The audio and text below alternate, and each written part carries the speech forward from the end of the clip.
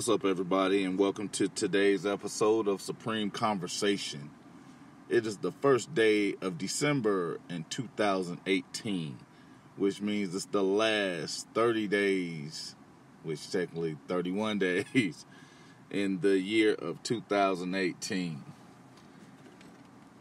Well, today, our sponsor is Starbucks on George Dieter. So, pop in, get you your cup of Joe or a caramel macchiato, which is my favorite, and enjoy your day. But this episode is primarily dealing with Amber Guyger. Well, you all know who she is. She's the young lady that walked in Botham Jean's apartment and murdered him in his own apartment, claiming after 14 hours of work, she was delusional, did not realize she was going into the wrong apartment, and killed a figure after putting her equipment down, blah, blah, blah, blah.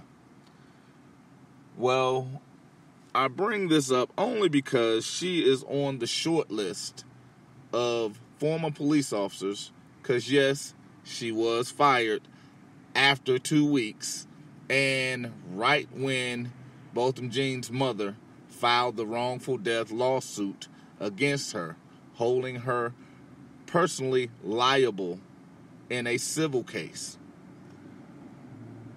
Now, the reason why I bring this up, because she was actually indicted, but the indictment lists two options. The first option is manslaughter. The second option is murder. Because even the prosecution, they have something that believes that there was a relationship between the two prior to the shooting. Now, I did a couple of remarks on the Facebook page about this very thing the day after it happened, prior to 90% of the information being brought to public's eye through the media. But one of the things I really wanted to point out was the fact that it did not take a long time before the personal lawsuit against Amber Guyger was drawn up and filed in her personal capacity by the mother of Botham Jean, or Botham John. Not sure how to pronounce it. Hope you don't hold that against me. Anyway, this is the one thing that I talk about constantly. Holding these police officers that don't want to do their job properly accountable for their actions. Because most of us, they'll tell us a lot of BS. And because we don't know, we choose to follow their instructions. Now, what happens is they teach us how to not hold them responsible the wrong way. Because they want you to complain about police. They want you to complain about the blue wall. And then when something happens, they want you to complain about the police to the police.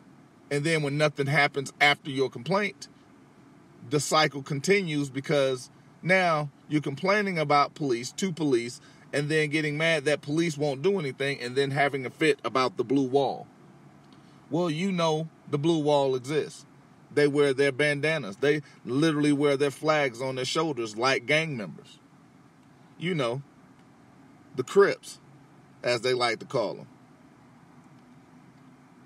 They literally have a blue stripe on an American flag, and the flag is blacked out. Like gang members. And then you complain about them doing something to one of their other gang members. When you hold them accountable for their actions, most people, well, they have immunity. I've told you and I've shown you, qualified immunity is waived automatically when they perform an act that is a breach of their fiduciary duty, is against the Constitution, or violates one's civil liberties. which means it is either a willful act or an act of ignorance. Both of those waive qualified immunity. I'm going to say that one more time. A willful act disqualifies one from having qualified immunity, even if it is a misapprehension of law. Ignorance of the law is a waiver of qualified immunity because they are deemed to know the law. Hell, law is in their job description because it's called law enforcement. How can you enforce the law if you don't know what the law is? It's not statutes, codes, and ordinance enforcements. It's law enforcement. So if they're violating the law, which is your civil liberties, you hold them accountable in federal court because you insert federal rights in federal court.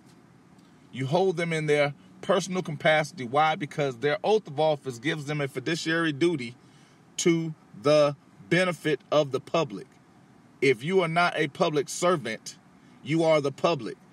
They have a duty towards you. They gain their power from the governed. Understand that. You are the governor. And if you don't give them power, they don't have it. Which is why whenever you're looking at them giving you instruction, they can't do that. I've shown you the federal court cases that state as much. Because it's called a show of authority stop if they're breaching your locomotion without cause. Now, most of us don't know or have not been taught that we are as powerful as we allow ourselves to be. Because as long as we govern ourselves, we don't have to depend on those on the outside. When we're looking at the fact that yes, it does cost money to file a federal lawsuit. Yes, I know that. I get it. It is what it is. But my life and my liberties are worth more than it costs to file a federal lawsuit. I've even had people say, oh, well, lawyers cost money. Going to the library doesn't. Getting online to go to Harvard's law review doesn't cost money. Going to Yale law review does not cost money. Cornell's law journal does not cost money. There are things that you can do that allows for you to proceed in a federal case and follow federal procedures, because even the federal court will give you a booklet of guidelines of how to file and what the process is. It's a choice. It's a choice that I have made. It's a choice that many have made before me and will make after me. These are also your choices. You can choose to hold them accountable when they do something wrong to you and not expect a police officer to hold a police officer accountable for anything. Because remember, they literally walk around as a brotherhood and gang. We don't like to look at it that way, but that's how they present themselves. Not all police officers are bad people, but when you have someone that is not their brother's keeper, when they're allowing or overlooking or even helping cover up poor behavior, that is not the working of the benefit of the people. These are things in which why you can hold the city, the police station, the supervisors at the police station, and the supervisors of the employees that violate your rights. You can hold them liable as well, simply because they are allowing this action to continue. This is the reason why Amber Guyger was fired, because they were in the midst of covering their behinds, because they did not want a lawsuit against the city. They did not want a lawsuit against the supervisors of Amber Guyger. They did not want a lawsuit against anyone other than Amber Guyger. So if you're looking to affect change and get rid of these bad police officers, you have to hold them accountable, and you have to be willing to go through the means of holding them accountable. That's all I have for right now. I hope you have a beautiful day, and I'll see you soon.